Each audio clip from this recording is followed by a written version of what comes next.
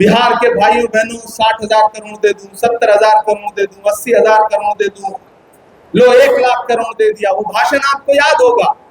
झूठ दिन में 5 बार कपड़े बदल कर भी घबराया हुआ है। झूठ दिन में 5 बार कपड़े बदल कर भी घबराया हुआ है। और एक हमारा सच है जो सिर्फ एक टी शर्ट में छाया हुआ है। बिहार एक ऐसा राज्य है जिसकी बैसाखी पर दिल्ली की सरकार टिकी हुई है, लेकिन उसके बावजूद केंद्र सरकार के अपने आंकड़े जो हैं, नीति आयोग के जो आंकड़े हैं, वो बताते हैं कि बिहार इस देश का सबसे पिछड़ा गरीब राज्य है। ये उनके आंकड़े हैं, ये हमारे आंकड़े नहीं है। ये कंप्यूटर पे आप देख सकते हैं। नीति आयोग कह रहा है कि बिहार सबसे पिछड़ा राज्य है।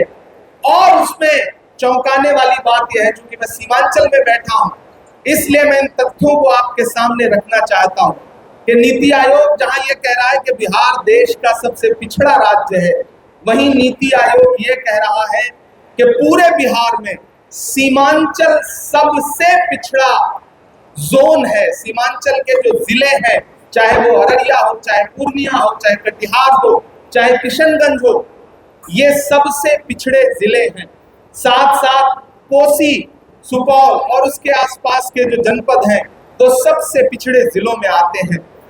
2015 में आरा में प्रधानमंत्री जी का भाषण आप सारे लोगों को याद होगा कि बिहार के भाइयों बहनों 60,000 करोड़ दे दूं, 70,000 करोड़ दे दूं, 80,000 करोड़ दे दूं, लो 1 लाख करोड़ दे दिया। वो भाषण आपको याद होगा। मैंने देश की पार्लियामेंट में भी उस भाषण का उल्लेख किया था। बिहार की बार बार बोली लगाने वाले प्रधानमंत्री जी, चुनावी भाषणों में बिहार को विशेष पैकेज देने वाले प्रधानमंत्री नरेंद्र मोदी जी, मैं इस पत्रकार वार्ता में वोटर अधिकार यात्रा के इस मंच पर बैठ करके उनसे पूछना चाहता हूं कि बिहार को इतना चुनावी भाषण देने वाले प्रधानमंत्री जी, आप ही की सरकार के दौरान और राज्य में आपकी सहयोगी सरकार के होते हुए बिहार लगातार पिछड़ा क्यों है, और उसमें सीमांचल विशेष रूप से पिछड़ा क्यों है? सीमांचल की जनता, कोसी की जनता इसका जवाब चाहती है। आपने चुनावी भाषण दिए लेकिन बजट नहीं दिया, आपने नारे दिए लेकिन जमीन पर डेवलपमेंट नहीं दिया। इसलिए सीमांचल की जनता, कोसी की जनता, बिहार की जनता आपसे सवाल पूछ रही है कि आखिर बिहार को लॉलीपॉप कब तक दिया जाएगा।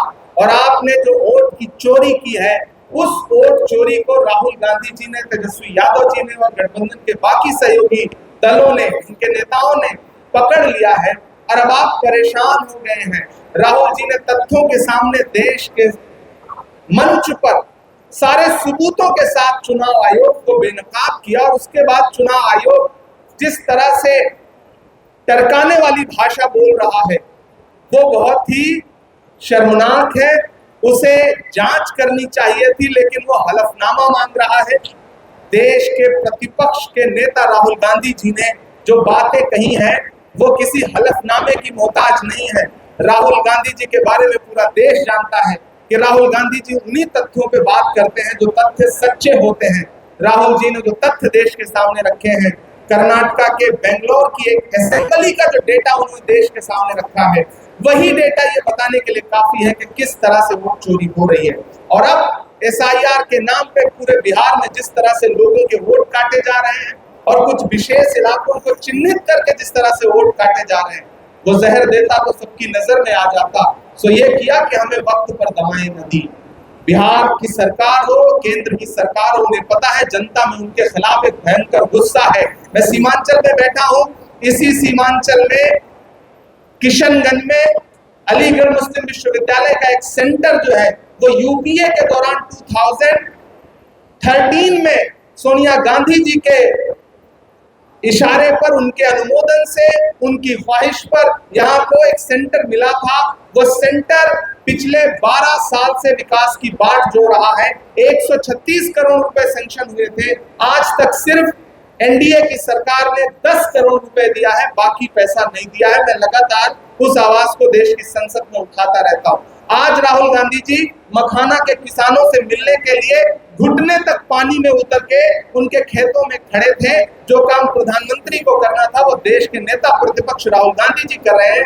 यहाँ मखाना किसान बदहाल है, यहाँ मक्का के किसान बदहाल है, यहाँ जो हमारे मछली पालन का उद्योग करने वाले साथी हैं वो बदहाल हैं। यहाँ का युवा पलायन कर रहा है, यहाँ के युवाओं के लिए रोजगार नहीं है।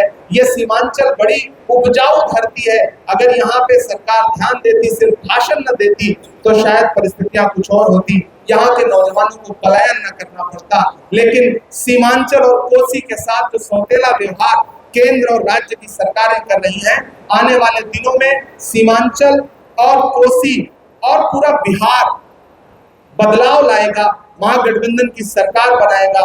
उसके बाद सीमांचल और कोसी को और बिहार को जो उसका हक है वो दिलाने का काम किया जाएगा।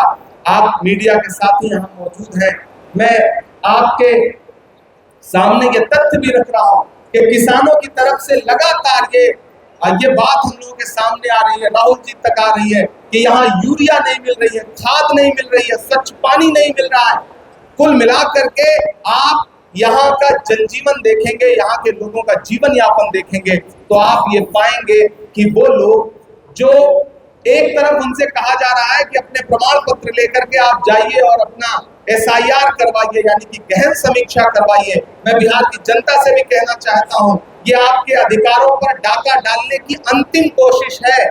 अगर इसमें ये सरकार कामयाब हो गई, अगर आपके मताधिकार छीन लिए गए, अगर आपका वोटर लिस्ट से नाम काट दिया गया, तो आप किसी सरकारी सुविधा को नहीं पा सकेंगे, उससे महरूम हो जाएंगे। इसलिए मैं यहाँ की जनता को भी ये कहता हूँ कि आप सजग रहिए, आगाह रहिए। वोट कटने का मतलब है, मतदाता सूची से नाम कटने का मतलब है सरकार का पूरी तरह आपके अधिकारों के प्रति उदासीन हो जाना। जब सरकार को ये लगता है कि हम वोट चोरी करके सरकार बना लेंगे, तो वो आपके बच्चों को रोजगार क्यों देगी? आपके गुस्से से उनसे कोई मतलब ही नहीं रह जाएगा। आपको सड़कें नहीं मिलेंगी, आपको राशन नहीं मिलेगा, आपको यूरिया नहीं मिलेगी, आपको साफ पानी नहीं मिलेगा, आपके बच्चों के तन के लिए कपड़े नहीं मिलेंगे, आपको आपके खेतों के लिए कोई भी उर्वरक नहीं मिलेगा। इसलिए मैं सीमांचल, कोसी और बिहार की जनता से भी ये कहता हूं कि ये किसानों के दुश्मन है, ये नौजवानों के दुश्मन है, ये महिलाओं के दुश्मन है, ये अति पिछड़ों के दुश्मन है, पिछड़ों के दुश्मन है, मुसलमानों के दुश्मन है, अल्पसंख्यक समाज के बाकी साथियों के दुश्मन है, आदिवासियों के दुश्मन है और गरीब अगड़ों के भी दुश्मन है। इसलिए मैं आप सबसे अनुरोध करूंगा, बिहार की जनता से, मीडिया के माध्यम से, कि इस सरकार को उखाड़ फेंकिए जो आपके मताधिकार को छीन लेना चाहती है, आपके वोट पर डकैती डालना चाहती है। मैं चाहूंगा कि मीडिया के साथियों के जो सवाल हो वो मैं यहाँ आए हुए सभी पत्रकार साथियों का, बिहार के, दिल्ली के और खासतौर से सीमांचल के सभी पत्रकार साथियों का बहुत बहुत खैर मकदम है, स्वागत है। हमारे साथ कालीश्वर साहब मौजूद हैं, राठौर जी मौजूद हैं। यात्रा लगातार शानदार तरीके से हर दिन और बेहतर से बेहतर होती हुई आगे बढ़ रही है। पूरे बिहार की जनता जिस तरह से यात्रा से जुड़ रही है, वोटर अधिकार यात्रा से, वो पूरे देश के लिए ऐतिहासिक है। हमारे नेता राहुल गांधी जी, तेजस्वी यादव जी और बाकी गठबंधन के सभी सहयोगी लीडर्स उस यात्रा में पुरजोर तरीके से भाग ले रहे हैं। आज इस पत्रकार वार्ता में आपसे बात करने के लिए और कुछ तथ्यों को साझा करने के लिए मैं इमरान प्रतापगढ़ी आपके बीच में हूं। झूठ दिन में 5 बार कपड़े बदलकर भी घबराया हुआ है। झूठ दिन में 5 बार कपड़े बदलकर भी घबराया हुआ है। और एक हमारा सच है जो सिर्फ एक टी-शर्ट में छाया हुआ है। राहुल गांधी जी ने वोट की चोरी का जो मामला पकड़ा है, उसके बाद से पूरे देश में चुनाव आयोग और चुनाव आयोग के सहयोगी, यानी कि मौजूदा सरकार, दिल्ली हो या पटना की हो, जिस तरह से उनके बीच में बेचैनी है, घबराहट है, आरोप चुनाव आयोग पर लग रहे हैं, जवाब कोई और दे रहा है। और उसके खिलाफ राहुल जी ने जनता की अदालत में और खास तौर से राजनीति की जो धरती है बिहार, उस वहां की जनता की अदालत में आने का जो फैसला किया, उसने पूरे देश में क्रांति ला दी है। पहले दिन से जब से यात्रा प्रारंभ हुई है, आप देख रहे हैं, पत्रकार साथी देख रहे हैं कि यात्रा दिन ब दिन जनता को कनेक्ट करती जा रही है और अब तो 4-4, 5-5 साल के छोटे छोटे बच्चे भी स्वतः यात्रा में